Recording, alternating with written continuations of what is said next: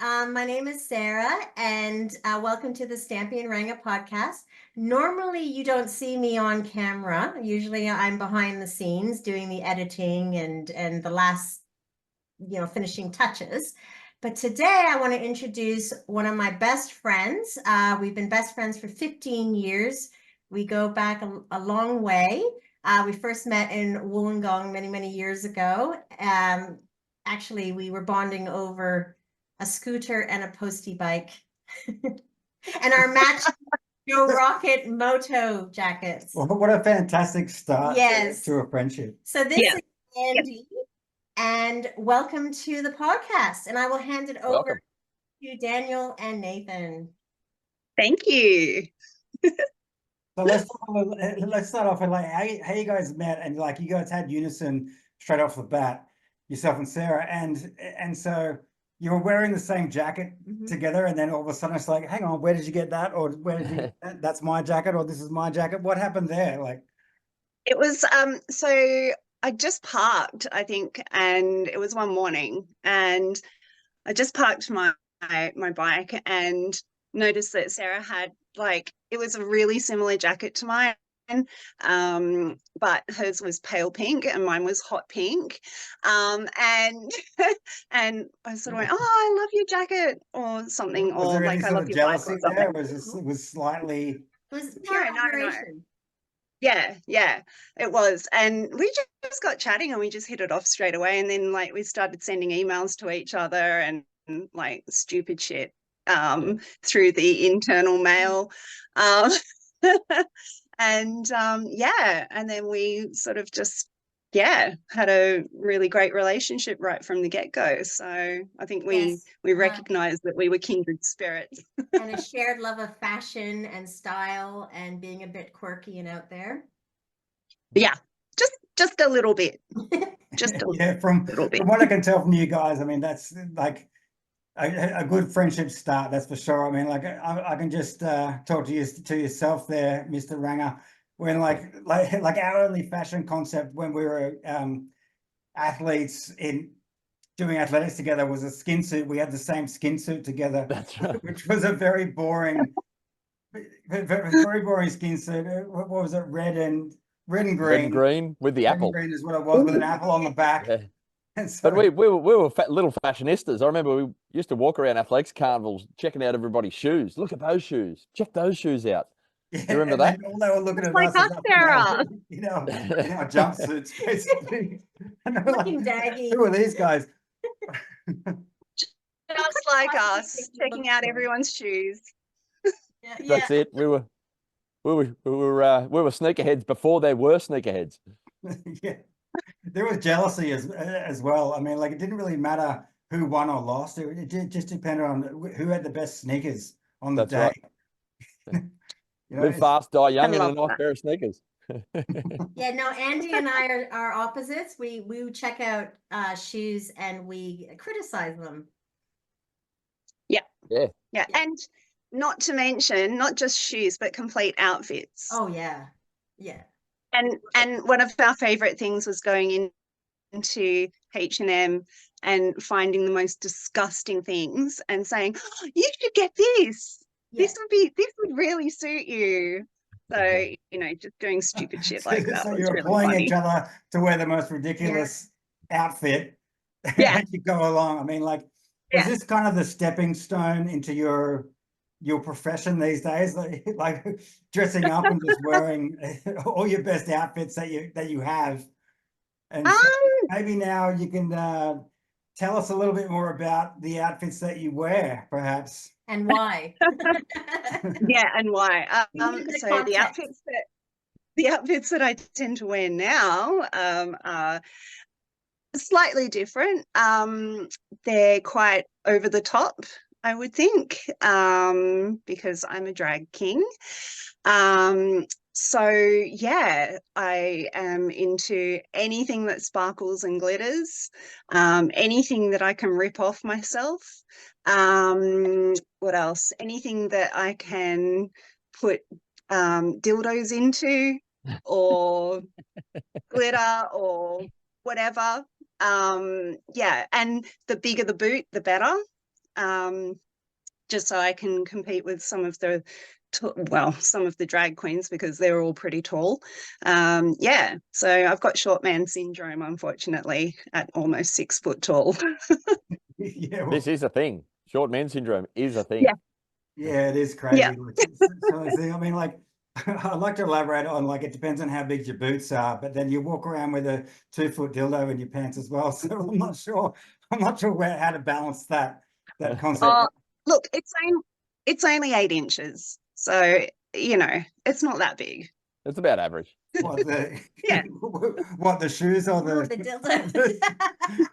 Yeah. No. The I'm lacquer. not gonna argue with you or lie to you. I'm just gonna tell you that it is bigger than 8 inches. All right. I've seen the photos and it's probably gonna be up here pretty soon. So no, you can't fool me. You cannot fool me. Depends on which one we're talking about. I have an array. I think the pink one.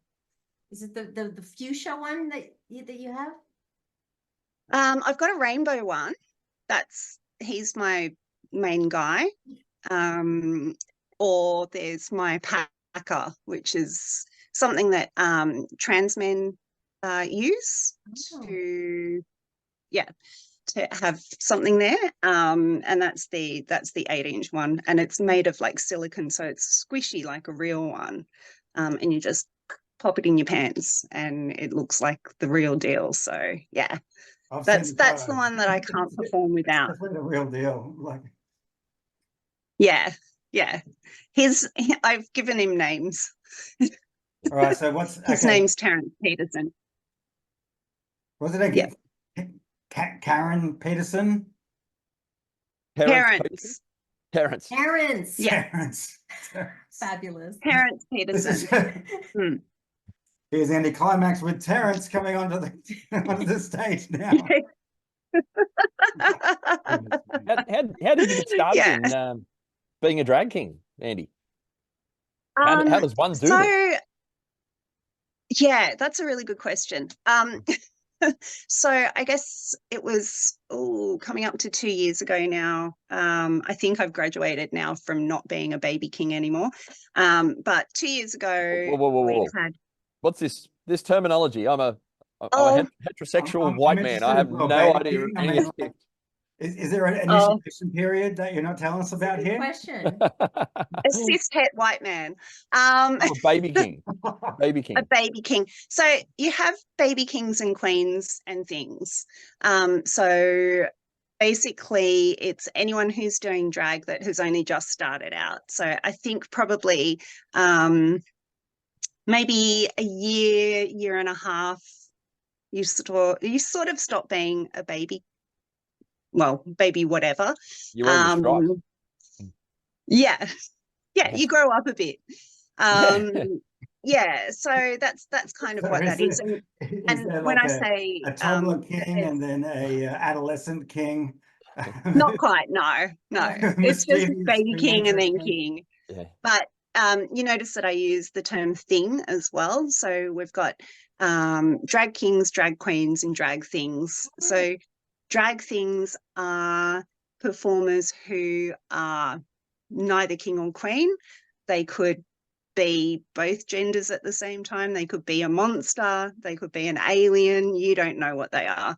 So they're just people who like tend to do really quirky sort of drag mainly. My drag isn't, well, I suppose it's quirky, but I'm probably more of a comedy king. Yep. It's rare when I will do something seriously. Most of the time I just want to make people laugh. So yeah, 2 years ago, we had some drag queens come to work where I was working at the time. And I got chatting to them and I said, I'd love to do drag. I think it looks really exciting. And one of them just said, well, why don't you? And I kind of went, okay, I'll do it. And so that's kind of where it started. I went home. I looked up some tutorials on masculine makeup and Andy Clymaxx was born. And yeah, it was cool. It was really cool. I'm really glad that you just grasped the opportunity to do something like this, which is, I find is absolutely fantastic. And to just go home and say, what have I got? How do I create myself into Andy Clymaxx? Which is, I think is an amazing name to start off with. But then like Andy Clymaxx comes out and you have all these, it's all parts that you've selected yourself, and then you can basically be whoever you want, which I think that's an amazing part of the whole idea. Absolutely. And it sort of reminds me of Shakespeare's As You Like It, where Shakespeare says all the world's a stage, the men and women are merely players. And I think, you know, Sarah and I know this quote very well from one of our favorite movies. But, you know, it's about, I guess, being in disguise. And when you're in disguise, it's really freeing, and you do things that you don't normally do when you're yourself. You know, so like I'm not really a get up on the stage type of person. Like I've always had really, really bad, you know, nerves in front of audiences. I hate public speaking. Like I do it really well, but I hate it. I can't perform in front of people. And yet as soon as I'm up on the stage, it's like I cease to exist and Andy just completely takes over. So it changes all the rules, and it's yeah, it's really liberating. Really liberating. I know what you're saying. Yeah, doing this podcast was way out of my comfort zone. I'm not going to get into drag, but yeah, but getting up here and yeah, obviously not in a live audience, but yeah, amongst, you know, you guys and whoever watches this, yeah, this is truly out of my comfort zone, and it's helped me, you know, better myself as a person, become more positive, more confident. Yeah, definitely liberating. A little bit better. I know what you're saying. Yeah. But yeah, I mean, I'll just add a little bit there. I mean, like, I've been a drag queen myself, okay, and so like. Are you sure? Yeah. I think Nathan means he's more of a cross-dresser. Yeah. I've got it written down. And so I think Andy. I'll tell you the story in a second. But Andy could shed some light on our viewers. I don't think people realize there's a huge difference between the two. Yeah, that's right. So cross-dressing, I guess, is where, you know, you have someone of one gender who dresses in the opposite gender's clothing. And that's not necessarily, you know, like outwardly huge, you know, very obvious type of thing. But, you know, you find that a lot of cis hetero men will do that type of thing. And it's, you know, like you see it all the time in society. It's kind of like a funny thing that guys like to do. It's not drag.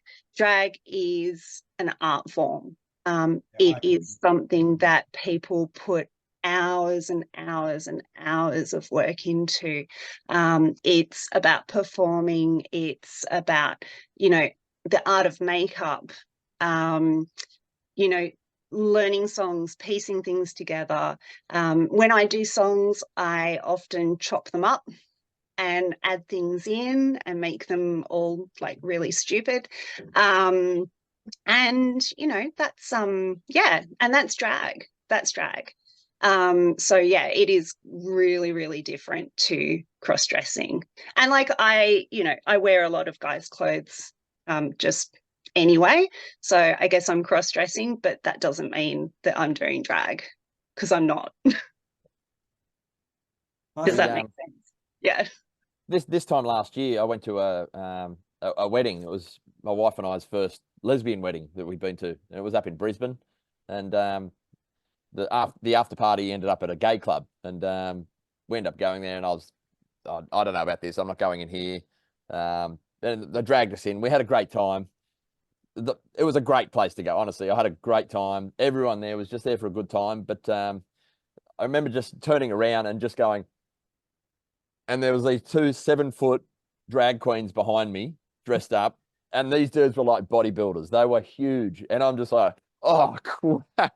But their makeup and their clothes and everything was absolutely phenomenal. And yeah, I hear what you're saying. So yeah, It is. It's a real art form. And, you know, for a lot of queens, it takes hours to get ready.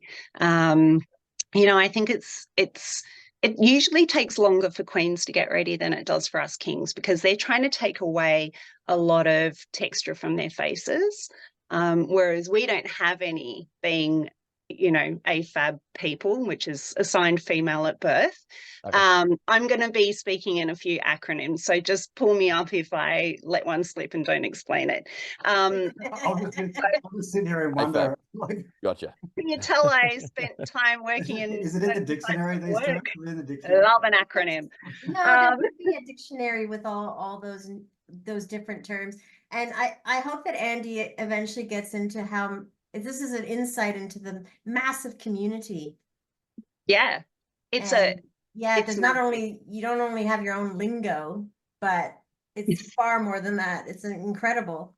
It's massive. And, you know, I think within that community, there's like sub communities, of course, because, you know, with the LGBT community, there's still a lot of division with different areas within that, which is really shitty, but, you know, whatever. You can't change people a lot of the time. But yeah, I mean, you know, within the community as a whole, and especially the drag community, we have so many terms. Like, my drag is incredibly stupid. Like, it is so dumb. And that doesn't mean like what we think that it means, right? So it's not like, oh my God, you're so dumb. Like, you know, it's actually a compliment. So when something's really stupid, when you're doing really stupid drag, it's like, it is so funny and so ridiculously like hilarious that it is stupid. Is So last that the night, point? Is that the point of it? That's to what I be was going to say. as Like, ridiculous? that's what you want to, like, that's what you want to get across. You want to have such a good time that everyone is not only wondering what's going to happen next, but then like the entertainment value, it's got to just, like, for the viewers, has got to be, you got to be upbeat, and like you got to keep changing the topic. I mean, like, ultimately you're an actor, and a good actor as well, and so you can really be, you dress up on your outfit and you can be whoever you want. And so then you can just do absolutely whatever you want, especially up on stage. I mean, I've been on stage doing speeches and stuff like that, and I feel uncomfortable, but then at the same time, it's just like, I can do whatever I want right now. I can do whatever I want. maybe don't though. It's like, Yeah, you're but saying that, I mean, like, your appearance is enough entertainment for people, but like, obviously you have to entertain them. So like yeah. And look, there are different types of drag as well. I mean, I know I explained like kings, queens and things, but there's, even within the drag community, there are so many different types of drag. So, you know, like, you have a lot of people who do serious drag, and whatever you're doing, you're telling a story, right? Regardless of what you're doing. So you've got people who do, you know, like ballads and serious stuff. You've got people who do musical theatre acts. You know, you've got people who do, like, there's a king that I've performed with who hammers nails into his nose. I can't do that. I'm not doing that. But, and then, you know, you've got me, who last night, this is probably the stupidest thing I've ever done in drag. last So night, I have the last 24 hours, you did the stupidest thing. Yeah. Okay. Like literally last night. Lay it on. So I've got a full cat suit, and it looks like a naked man, but it's completely rhinestoned. So I saw the video. Yes, right. And then I got myself a mankini, and I stoned that as well, so that's super sparkly. And then I had on like these really shitty beige, I hate beige. Beige, what were they? Trackies that I cut down the sides to make them tearaways, so I could just rip them off. And I had a shirt that had the press studs on it, so I could rip that off, and a jacket over the top. And then I had like a little, like, you know, handkerchief type moment around my neck. And the I don't know if you know the song Houdini by Dua Lipa, but the first line is, I come and I go. So I'd created my track to have that first part. And as soon as she said, I come and I go, the track stops. I was dancing around on stage, mimed that, that sentence, and then walked off stage. And then 10 seconds went by. 10 seconds of silence went by. The audience was cracking up and they're just like, wow, is that it? And then the Wiggles version of the Australian national anthem played, and I came back on and I did a striptease to that. So it really is whatever you want. Yeah. It's whatever you want. But Andy has to finish the story. There is a piece of fruit involved. Oh, I forgot about that. I had a and was that fruit meant to fall out? No, he wasn't. Oh, man. So if it wasn't meant to fall out, then why did you have it? No. What was its main objective? What was your fruit main objective? It was shoved on the front of my mankini in my crotch. And when I ripped off my pants didn't come off properly. So I kind of had to do this awkward thing to get them off. And so the banana fell out, but that was okay. I picked it up, I peeled it, I started eating it, and then I gave it to another queen and she deep throated it. And then the absolute perfect solution to this lost fruit problem. Yeah. Give it to a drag queen. And then potassium. Yeah. Yeah, absolutely. Everyone needs potassium. And look, she was really drunk as well, so she really needed it. Yes. And then I had like about 1/3 of a banana left. So I chucked it into the audience and then walked off stage. And that was my whole bit. Yeah. That's fabulous. How was it taken by the audience? Oh, I guess you walked off. So you didn't really I could still see them. Yeah, no, they loved it. They loved it. Yeah. They always know that when I'm performing that I'll do something really stupid. But I think that's strip teasing to the national anthem is a first for me. That's you made Australia proud. Yeah. You have. Yeah. And I'm not even really Australian, but you know, you get it. So you didn't offend yourself at all. No, others in a unique way where everyone else was entertained and you had you had a win. You had an absolute win there. It would have been hard for me to striptease to the New Zealand national anthem because it's quite slow. It is, yeah. So, and not many people know it. Yeah. Oh, I don't think I know it. Yeah. I don't. Yeah, we don't want to know. Hello, everyone in New Zealand, by the way. We don't know you're in them. I'm married to a Kiwi, but yeah, that's so rude. So rude.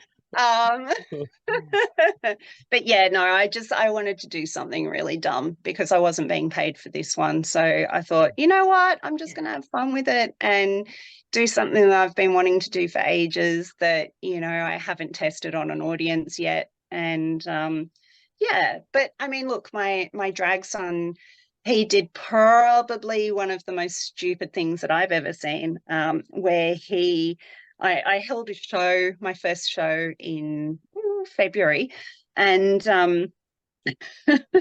and he ended up tipping an entire saucepan with 10 cans of cold spaghetti over his head, and he was smushing it all over himself. The smell was that sounds a bit Monty Python to me. I mean, like, like. So you just mentioned that it was your drag son who did this. Had he just watched one of the Wiggles' favourite songs, Cold Spaghetti, Cold Spaghetti? You would think so, wouldn't you? But I don't think he did. There was no mashed banana either. It's just like, okay, this is my time to shine. I'm going to get my spaghetti. Where did you get inspiration for that? Yeah, it was gross. It was really, really gross. But yeah, it was great. And it was so funny. And he was flicking spaghetti into the audience. And yeah. Oh, man. Yeah. And What's a drag son? Is this like you're a mentor to an up and coming Yeah. drag star? Yeah, absolutely. Okay. So we went for coffee one day and he hadn't ever been in drag before. And so we sat down, had a chat about like what he wanted to be like, I guess, what sort of drag he was interested in doing. And yeah, and then we kind of just went from there. And yeah, he's an absolute brilliant performer, and a little bit different to me, not quite as stupid, but he's dumb as fuck, so I love him. Is that a good thing? Yeah. Is that a good Yeah, thing? yeah. Exactly. Yeah. So your mental edge is to be dumb as fuck when you go into your Yeah. competition. Yeah. I can only imagine that it probably would help. Actually, it probably would help. Yeah. So, Yeah. so No, is this is this more of a hobby, or is this more of a like a paid gig kind of thing? How does this sort of work? So look, I would the dream of all of us drag performers is that we would do that for our regular our regular job. Okay, people do this full time as paid. Yeah, some people do. Yeah, absolutely. So yeah, unfortunately I'm not that lucky. Yeah. It's not very often that you'll have a king who solely does gigs to get by.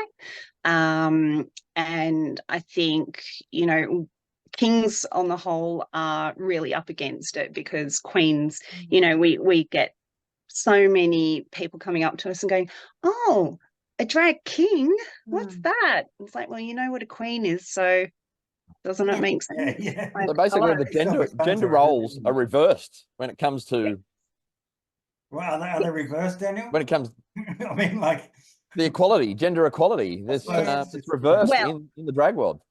Well, you would think so, wouldn't you? Yes.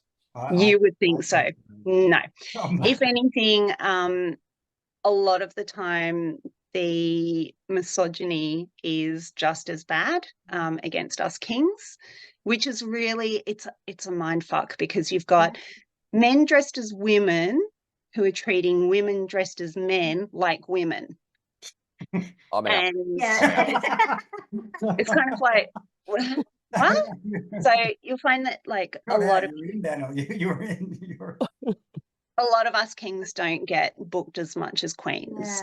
Yeah. So, we've kind of created this really awesome community locally and in Sydney as well, who we all really support each other and, kind of give each other gigs when we can. And, like we're there for each other, and it's made such a difference, because I think the king community is so different to the queen community. We are all about like being loving and supporting and caring about each other, whereas you've got the queen community, they're not really like that. They're a little bit more Competitive? a little bit more backbiting and bitchy, which is really funny never because known a lady to be bitchy before. Never. but it's funny because like I find that being a king in a queen's world, I end up being as bitchy to them as they are to each other, just so I can get through it. Mm. So sometimes well, you have to assimilate, right? You have to assimilate to some degree. And I guess that's a way of kind of getting in there and I guess sort of trying to be on an even playing field with these peeps. And like there's a thing called reading. So reading is kind of like roasting someone, like just saying shit about them. And last year I was in a drag race down south, and I was the equal winner of that round because my reads were quite spectacular. And it was fun. because you're basically just saying shit about people, Mhm. which, you know, Sarah and I have had a lot of practice doing. Very good at it. Well, you can do whatever you like. We're really good at it. But it was funny because, you know, there's a lot of people who felt a lot of pressure, and normally they're really bitchy people, but they just could not bring it in front of an audience. Mhm. Yeah. Whereas I had no problem at all telling them what I thought. Mm. You know, That's good. That is good. That's good. I mean, like, obviously it takes a fair bit of talent to do this, and like, it almost makes it sound like you have to get better at it to be an absolute bitch kind of a way, Yeah. like as you go along. I mean, don't take that the wrong way at all, but like it's the same as no. like when you present yourself to anyone, and you can honestly be whoever you want to be. And I feel that as far as entertainment for the crowd, the more, let's just get rid of the word bitchy, but like more charismatic you are is a way better pathway to then grasp the audience. Mm. Yeah, 100%. But, you know, I mean, look, I think with kings not being as popular as queens, or not being as known about as queens, you know, RuPaul's Drag Race has got a lot to answer for that. So, you know, there's been 16 seasons of promoting just queens, and he refuses to have kings on his show. So I guess that kind of really impacts, you know, how us kings go. And so we have to be that reedy bitch, which, you know, that's fine. But, you know, if you want to see some really good reads, look up RuPaul's Drag Race on YouTube and look up Reading Challenge. It will have you in stitches. Some of my favorite queens, like Jinx Monsoon, who I met at Drag Expo last year, and I was dressed as a banana at the time. You know, she thought that my ideas were stupid, and she said that it was so dumb, my idea, and she absolutely loved it. So that was really cool. But she's fantastic at reading, and Bianca Del Rio is also amazing. So yeah, if anyone wants to look up really good stuff, they're my two picks. They're absolutely wicked, and that's kind of where I guess I get my, you know, my sense of reading from. So, you know, we all have this thing. If you could be a queen, if you could be a Ru girl, who would you be? And I'm always like, I would totally be Bianca Del Rio, because she's got the sharpest tongue that I've ever heard. She's incredible. So yeah, that's me. To me, that the whole LGBTQ, I don't want to miss anything out, but I'm sorry if I did. But that whole community seems about inclusivity and acceptance. But then you tell me, and everyone on this who's listening to this podcast, that that's not. You know, there's this massive division between a lot of these groups. How is that? How's that fair? Or, you know, sounds like a giant hypocrisy. Yeah. Yeah, I mean, look, it's probably not. It's not every queen who's like that. You get a lot of queens who are what we call king queens. Yeah. So they're the ones who are really supportive of kings, and, you know, they really respect what we do, and they recognize that our community is completely different to the queen community. And a lot of them are in our king chats as well, because they're so supportive of us that they're kind of like an honorary king. Mm-hmm.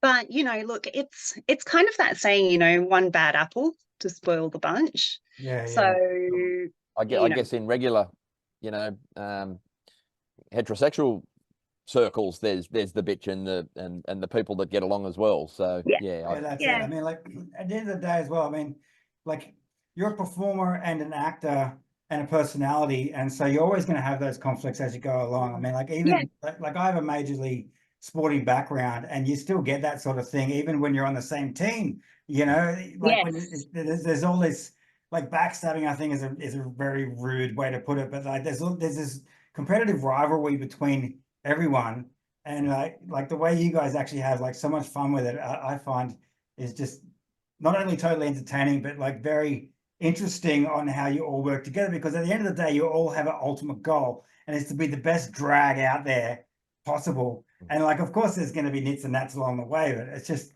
yeah, I find it amazing. Amazing. I've been to a couple of shows before. I've been, like we touched on before, I've even been on a show myself, which I didn't even know I was going to be in. You know, so me and I already touched on this a little bit, but like me and a group of our fellow writing friends basically got ushered into the back of the stage there, and all these outfits came out. Then like all of a sudden we're on stage just doing whatever we wanted basically. I tried my best to be the best drag queen that I could, but I really looked like Mother Goose because we had very limited.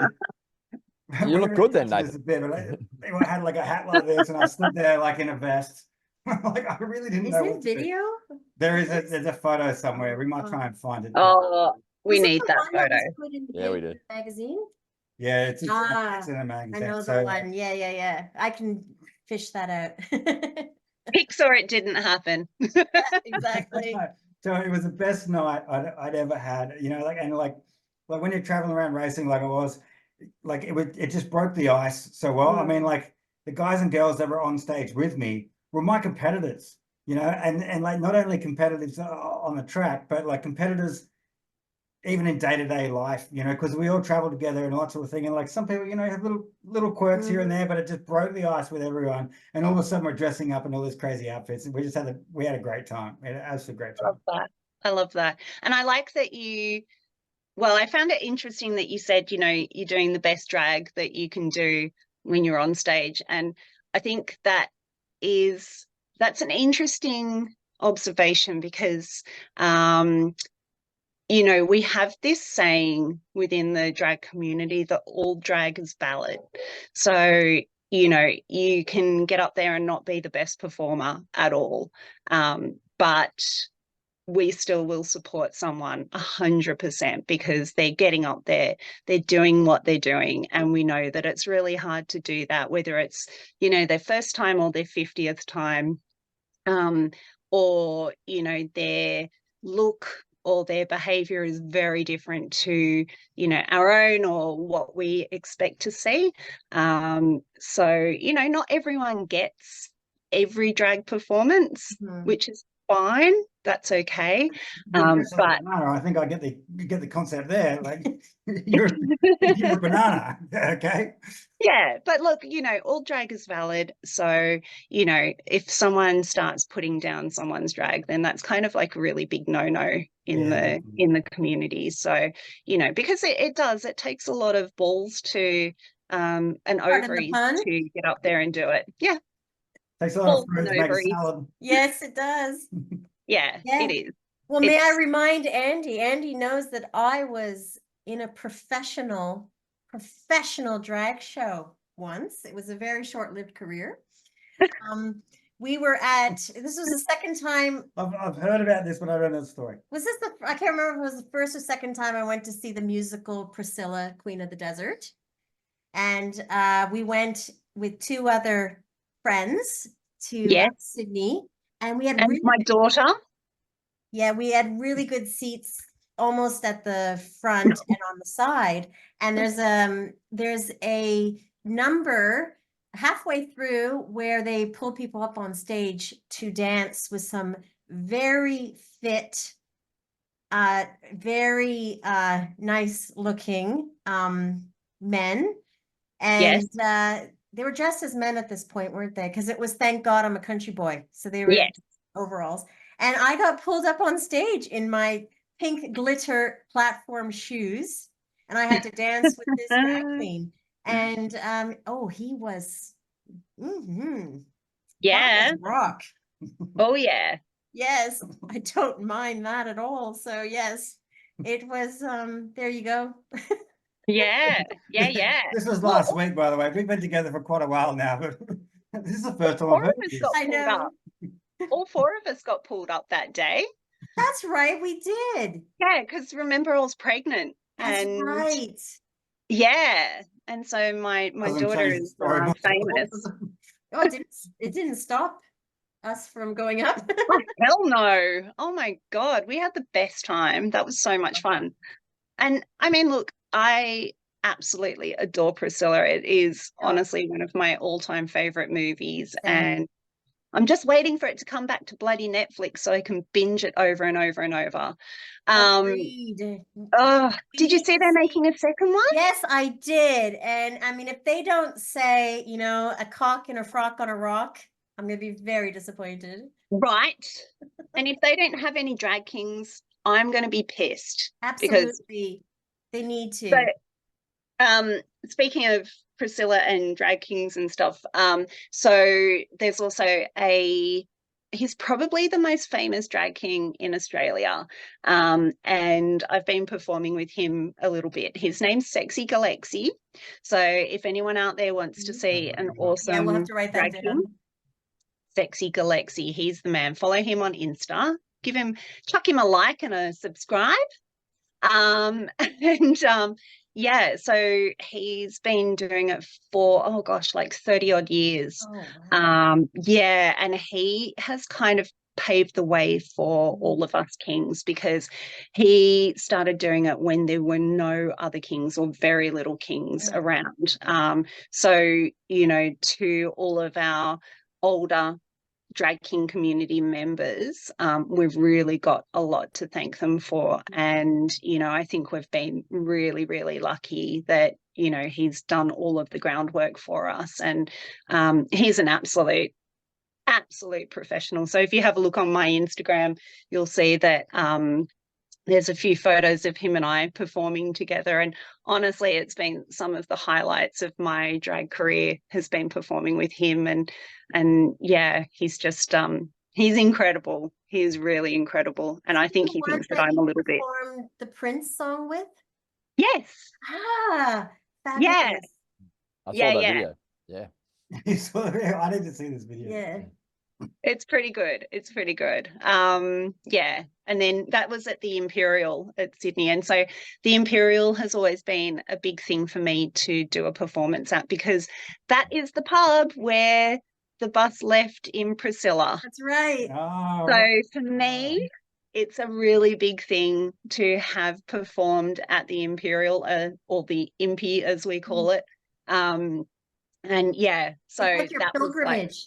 yeah, it was. It was like a total dream come true for me. So, I was so excited to be performing with the Sexy, and, like actually being at the Impy. It was huge and so much fun. So, it's a really good crowd there. But yeah. Would you say this was your biggest achievement or biggest highlight of being drag king? I think that's one of them. Probably my other one would be performing at Mardi Gras this year at the big main after party and the Dykes on Bikes after party as well. So I had 2 gigs that night. So the first was at the Dykes on Bikes after party, and then I went over to Moore Park where I performed with Sexy Galxy again. And a select group of other kings, and we entertained for a couple hours, and that was incredible. It was so much fun. I made a wig from scratch. I made my whole outfit. Yeah, I was really proud of what I'd achieved, not just, I guess, in terms of being there and doing what I was doing, but, my look and stuff as well. So I didn't get to bed until very, very, very early the next morning. So you make all your own costumes as well? That's yeah, I want to hear more about that. Yeah. Make all your own costumes. I mean, like I went to an op shop. I cheated in my drag appearance, right? I kind of cheated. I didn't make my stuff though, definitely not. So you must be talented. That's what I'm saying. You must be very talented. Okay, I don't make them all, but I do make some. Okay. If I can buy them, that's better because then I don't have to fuck around with my sewing machine, which my phone is actually resting against right now. I'm in my drag room right here, so you probably see a few things behind me. Yep. Yeah, so I try to make things. If they stay on, then great. Yeah. Isn't the idea that that it comes off at some stage anyway? So if it Not always, no, just not roll with always. it, I guess. It's not Nathan. stripping, is it? No. It's not No. stripping. It is not stripping. It's not stripping. Nathan is No. not stripping. It was No, funny you a lot of- mentioned the op shop, Nathan. We went to a party one night. It was a dress up party, and I actually had no idea what to go as. So we went to an op shop, and I found a Marilyn Monroe dress. And I dressed up as Marilyn Monroe. So guilty as charged. I've actually Guilty. You performed well.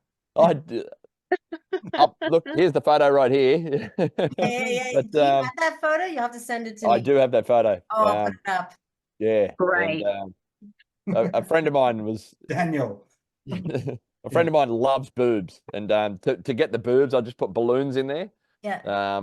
But with the balloons turned out, so it almost looked like I had nipples. You did have nipples. A friend of mine who loves Yeah, you boobs had couldn't leave them alone. I love the detail. But yeah, so I've guilty as charged. I've been there too. So, but the op shop comment sparked that memory. Yeah, look, op shops are an absolute goldmine for drag. That's where Andy gets her ties.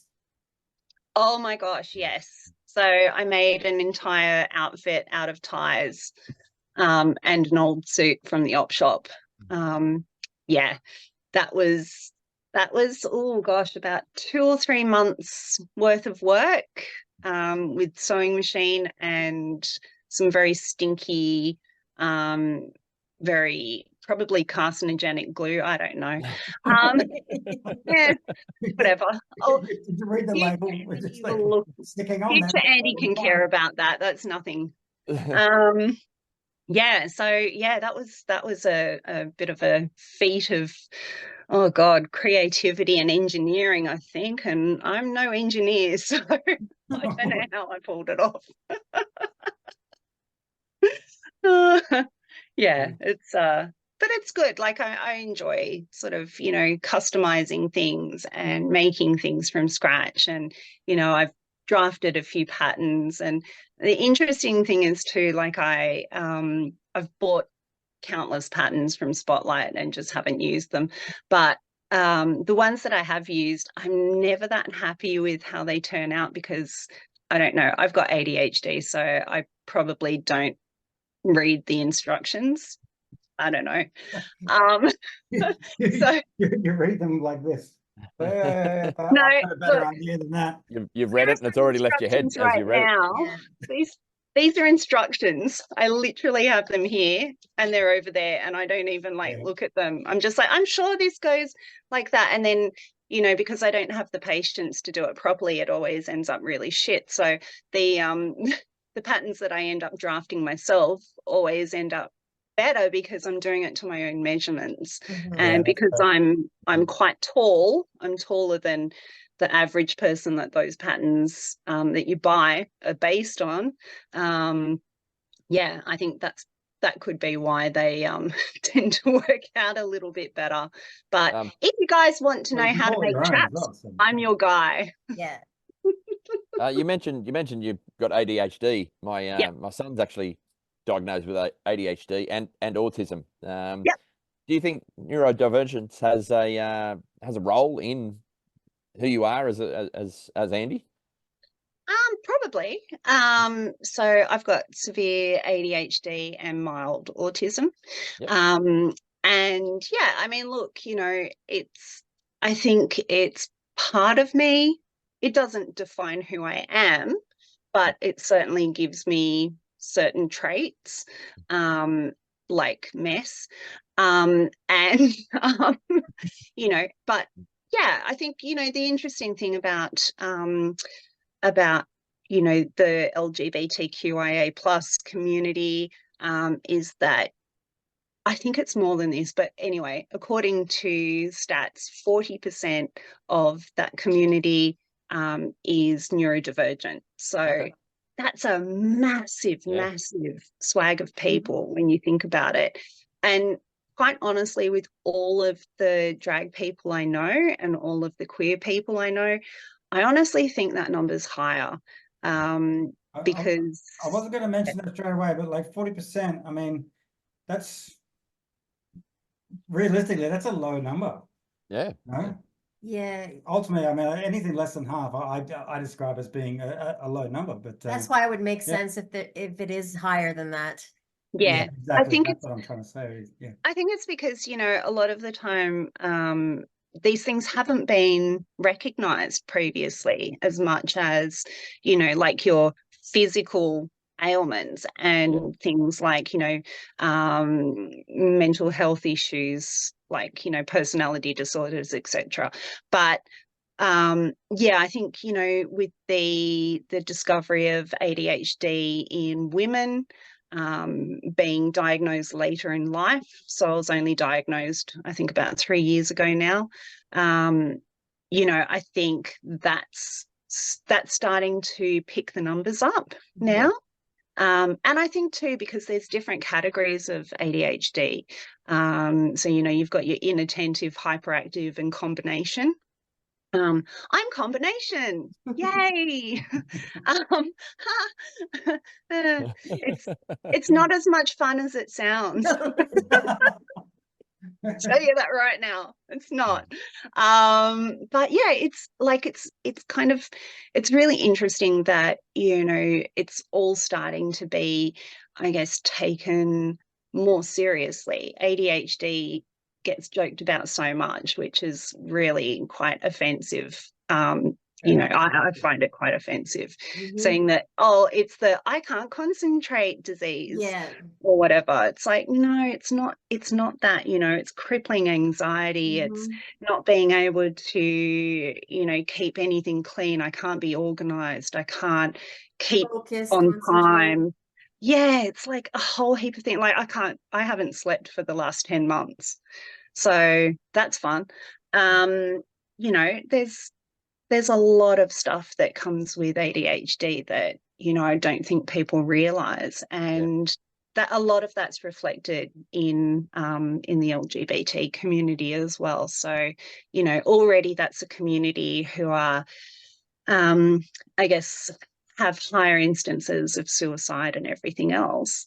But when you put, you know, neurodivergency on top of that, then it becomes really problematic. And, you know, there's not a lot of support out there for people with ADHD. There is for autism, but not for us. Yeah. I think it's not only a unique topic, but like at times I feel that I should be diagnosed with something, you know? Yeah, thanks guys. Thanks for very supportive. I mean, but in saying that, Nathan makes a good point, because it's something that you often see with extreme sports. People in sports. Yeah, that is constantly true. chasing a high. Something wrong with you, sort of thing. But that's why I find it difficult to actually pinpoint exactly. I mean, like ADHD is an abbreviation, of course, but then greatly, I mean, like it's hard to distinguish people that are simply outgoing or people that want to get noticed because they have to get noticed, and like in their chosen professional sport, that is your job to do that, you know. And so you have to be that outgoing person. You have to be noticed, and you have to be a personality. And it doesn't necessarily mean that that is a bad thing. I don't really see ADHD as being a bad thing. It's not. Could be that you're a very outgoing person, and like you may just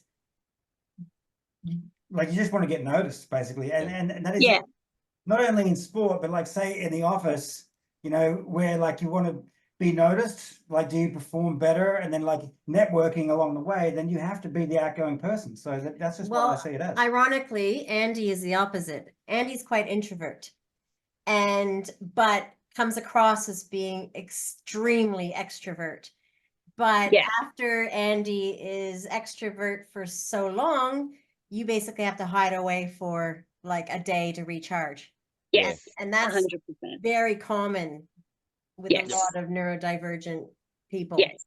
You almost go through a little meltdown and you have to hide away. Absolutely. And look, I have a lot of sensory issues. You know, I have to wear those Loop earplugs. And shout out to Loop, if you want to sponsor me, that's fine.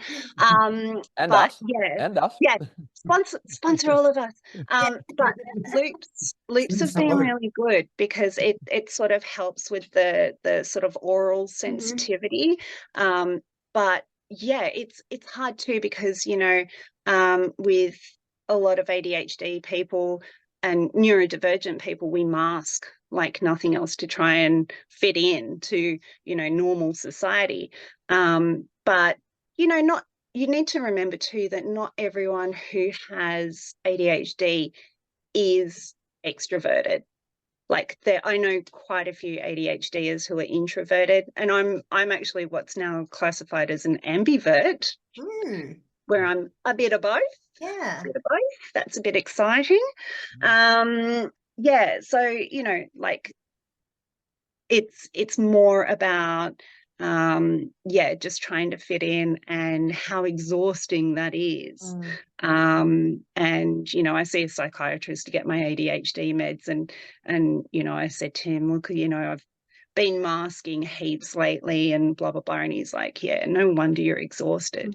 And it's funny because it's only the psychiatrist that really actually gets it, you know, like it's hard.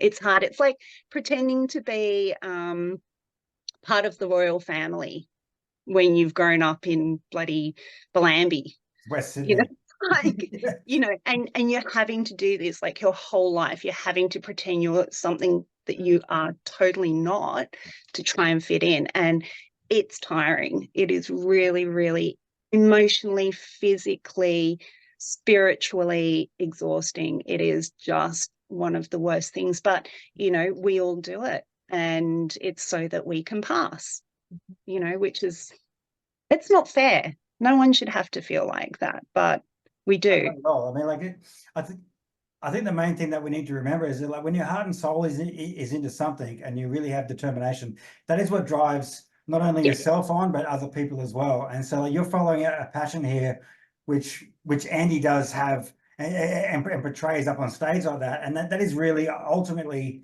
you coming out and just being whoever you want to be. And I think everyone that's listening out there needs to remember that as well. Like, it doesn't really matter what, like, if there's any critics out there on whatever you do, then you can always express yourself in your own personal way. And it doesn't really matter. I mean, like, out of the hundreds of people that might see you walk down the street, only one of them's going to have an opinion. So, so who actually cares?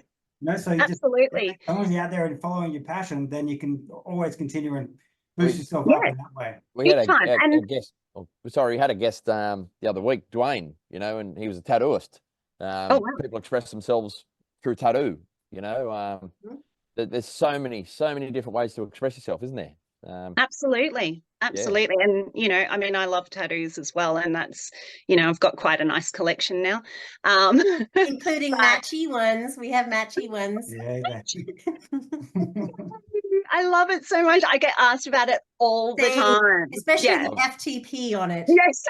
Can we see these tattoos? They're not in a... We will put a picture up. Well, actually, Andy can show. I can show you mine. Because it's on, or mine's on my leg. I don't know if you can. My phone up.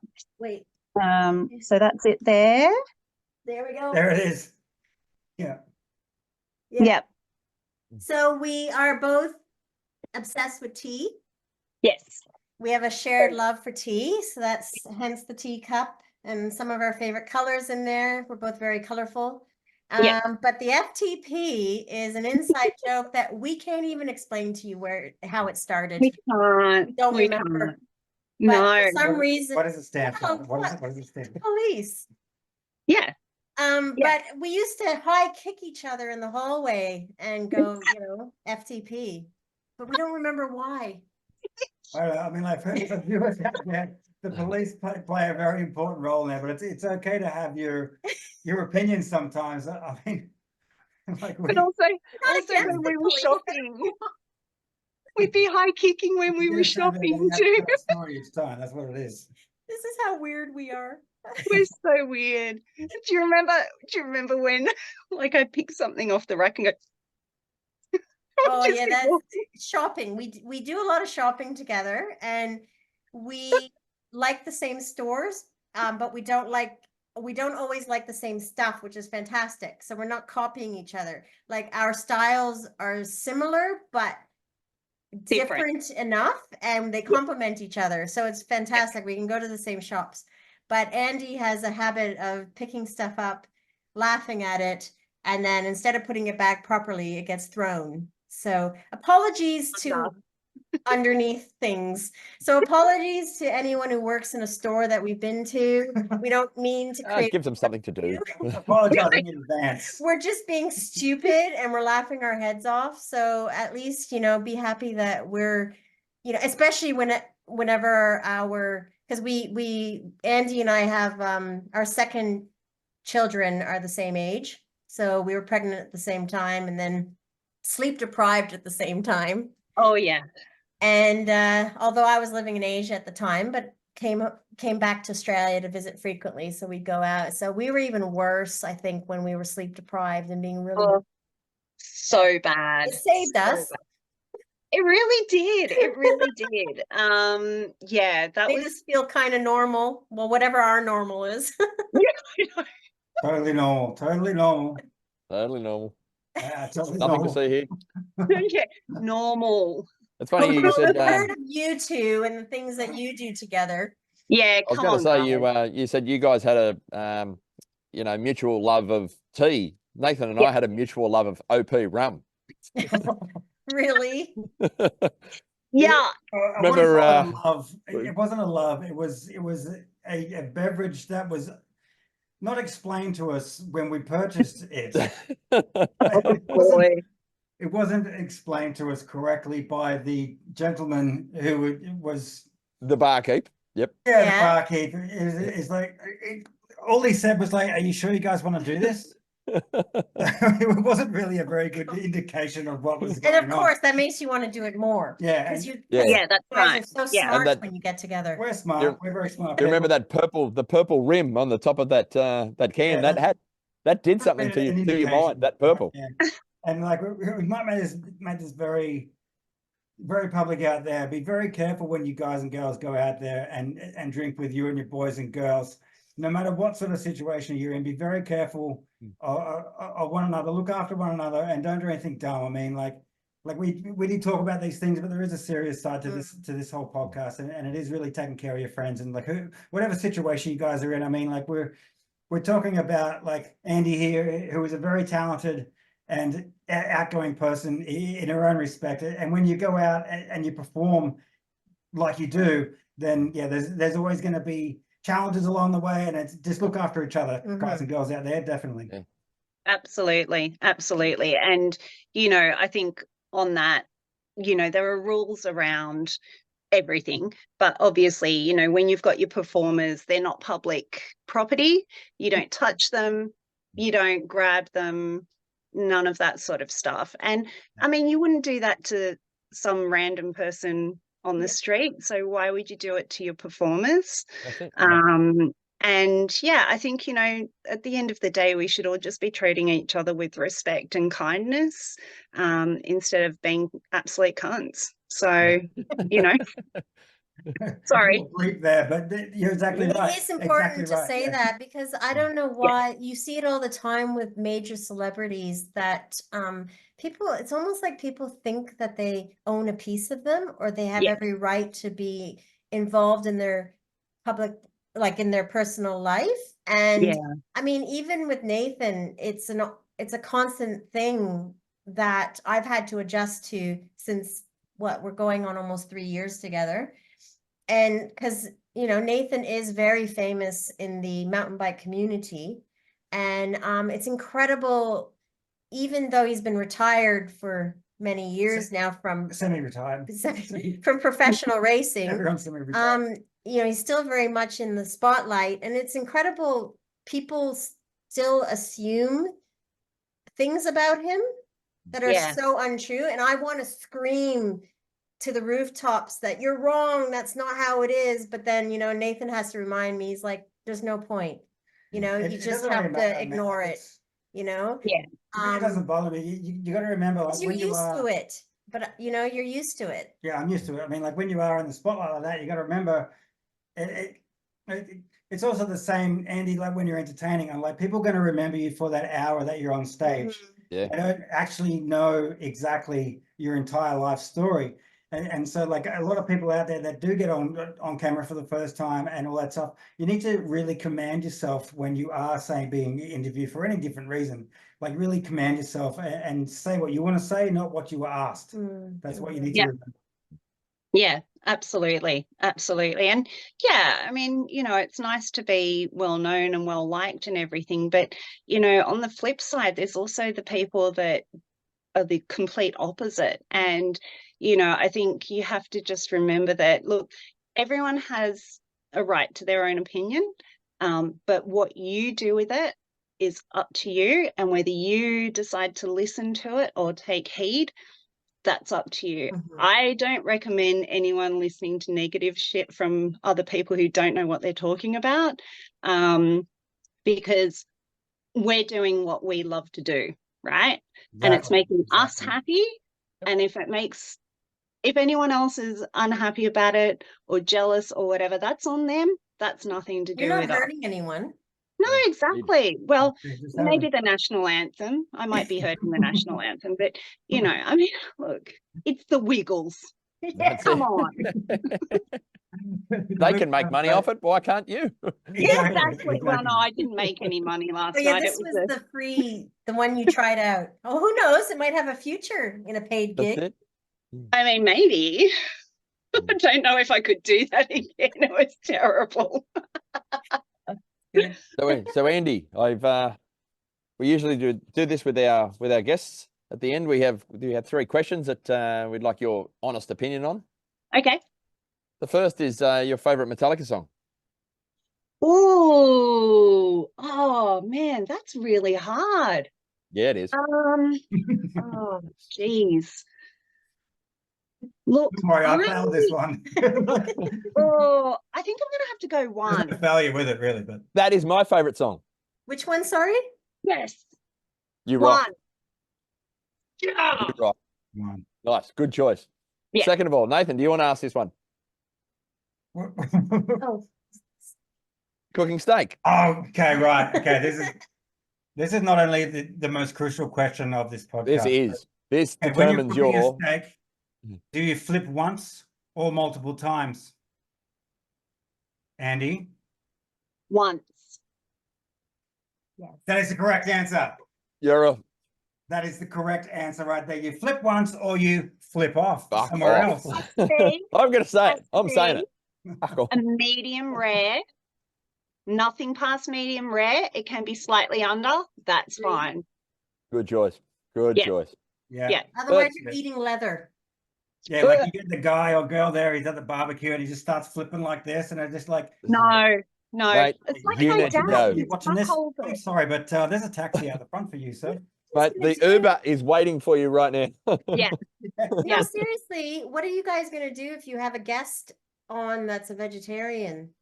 Well, they can go as well. That's a complete lie, but we just won't ask that question. That's Hang right. on. I love that question. That's a great sorry, question. we practiced this, didn't we? Your veggies there. We did practice this, didn't we? Hey, there's plenty of Our veggies. third question is slightly controversial, but More vegetable honestly, but- thoughts on the existence of the Tasmanian tiger? Is it still around? Yes, absolutely. Yep. 100% still around. I absolutely believe it, even though, you know, maybe only a couple people have seen it. I think there's still some evidence out there. And look, if they found, what was it that they found? Was it a bird or a fish or something that they thought had been extinct, and then Yeah, they it was discovered that it's back? Golden-shouldered parrot? Yes. Or the night parrot? Night or swift parrot? One of them. Yes. Yeah. So if that can be Mhm. around, why can't the Tassie tiger? And Exactly. Andy, what about in your neck of the woods, the panther? The Yeah, panther. I'm the not far from the Illawarra panther either. panther. Yeah. Yes. I highly believe in that guy. And actually, okay, so I think, Sarah, you and I were talking about that a while back. We were, yeah. So this is south coast of New South Wales. Yes, there's There also is one the- in Western Sydney, Yep. Yep, and where the I am. Blue Mountains. Now, this is a thing. In the 50s and 60s, people used to own big cats as pets until the government put a stop to it. Mhm. Now, I believe that there is some scientific proof that some of those big cats did in fact escape into the bush, Mhm. and they bred with smaller domestic cats, or like, well, big Yeah. domestic cats. Yeah. And that's what's given these panther type animals. So yes. Or Yeah, I agree. I there agree. could have been several panthers that have got around and they've bred together. Yeah, that's true. Yes. 100%. Yep. Yeah. Absolutely. Yep. I believe in that for sure. Yeah, we live in the foothills of the Blue Mountains, you know, and they do. A number of people that I know have sworn that they've seen the panther run across the road, this sort of thing. It's too big to be a cat. Yeah. Yeah, I'm sure you've had Yeah. similar stories, with friends. In friends and my family. travels mountain biking, I've seen some crazy animals out there, and even animals that you hear that, like, I'm not an animal specialist and like predicting noises and things like that, but there's some large animals out there that are definitely not small. Okay, I know I kind of joke about that, but yeah, like some of the noises you hear out there in the bush. I mean, like they see you Oh, and yeah. riding my bike, and then they make a call out, and you've never heard it before, and then you'll hear something in the distance as well. It's Yep. just, well, what is this animal here? You We know? hear weird stuff because we back onto a nature reserve, and there's weird stuff.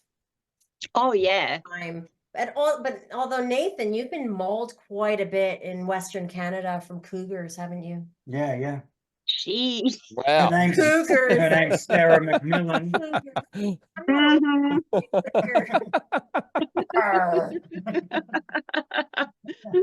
The one that went to school in Peterborough. Peterborough. It doesn't get that wild around here, but it's I know, we're very boring. we're very boring. We started this conversation off about very interesting topics. It's crossed Oh, good one, Sarah. Good one, Sarah. Well, that's honestly fantastic way to end, guys. And like, I really appreciate everyone for putting in their efforts here. And Andy Clymaxx, it's been an absolute pleasure. Yep. To Thank you have very on the much. show. And our viewers out there, thank you as well. Make sure to like us, of course, and yeah, keep the ideas flowing and keep all the text coming. And we really have a really great time doing this. And so, as you guys and girls out there know, it's open slather. We can talk about whatever we want at any given time, and we really enjoy doing this. So let's all keep it all like a big tight family there. And yeah, let's just have our see you laters, I suppose. Subscribe, share, tell all your friends. Have you got Andy? Have you got a Instagram handle you want to give a shout out to? I do. It's Andy ANDY _ Clymaxx CLYMAXX. Perfect. Yeah. So All right. follow. Drop Andy a follow. Drop her a share. We will drop put her it a up like. on our socials as well. So everyone follow our socials, Stampy Ranga Podcasts on Facebook, or Stampy 999 on Instagram. Yeah, Get on it. It all come up, guys and girls. Yeah. So yeah. Yeah. Thank you, everyone. Thank you, everyone, for watching and listening. We'll see you on the next one. Thank you all. Thank you very much, Andy. Thanks, Andy. See you guys. Bye.